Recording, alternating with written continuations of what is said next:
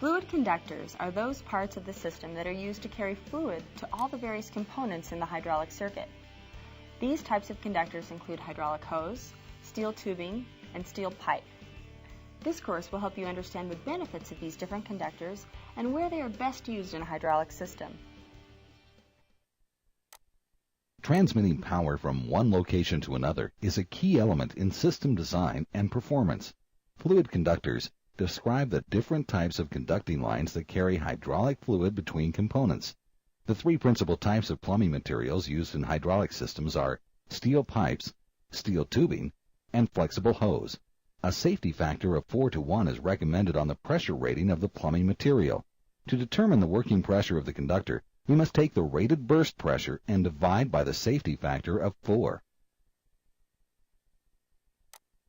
Hydraulic hoses are used in applications where lines must flex or bend. In considering the use of hoses, one must first look at system pressure, pressure pulses, velocity, fluid compatibility, and environmental conditions.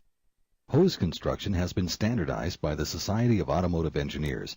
As an example, 100R2 or 100R4. This designation describes the cover, construction, pressure rating, and application. Hoses are usually pressure rated with a safety factor of 4:1. Different types and amounts of reinforcement give the hose specific pressure ratings. The reinforcement may be a natural or synthetic fiber or metal wire. The reinforcement may be braided or spiral bound. Required hose size depends on the volume and velocity of the fluid flow. Unlike pipe and tubing, hose sizes are designated by ID or inside diameter. Sizes are designated in 1/16 of an inch by using a dash and a number, equivalent to the numerator of the fraction. Example is -8 or 8/16 or ½ inch ID. Hose life is good, but all rubber slowly deteriorates with contact from various substances such as solvents, water, sunlight, heat, etc. Hoses are not as permanent as metal conductors and should be replaced every few years. Proper hose installation is critical. Improper bends, twisting, or lack of proper anchoring may lead to hose failure. Steel pipe is often a preferred conductor from the standard point of performance and cost. However, it is often difficult to assemble because welding is required to give maximum leak protection. It also requires costly flushing to ensure a contaminant-free system at startup. Pipe is specified by its nominal outside diameter, but its actual flow capacity is determined by its inside area. For example, schedules 40, 80, and 160 and double extra have the same outside diameter, OD, and can be threaded by the same pipe die.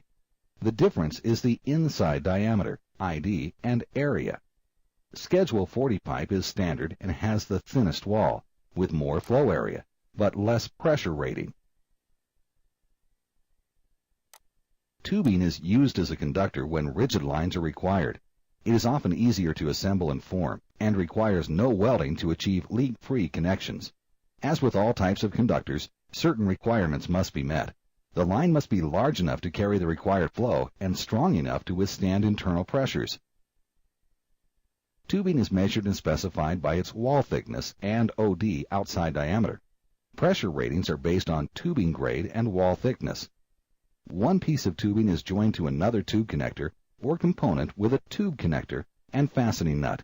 Often the tube is pre-flared to 37 degrees to accept a 37-degree flare connector. In this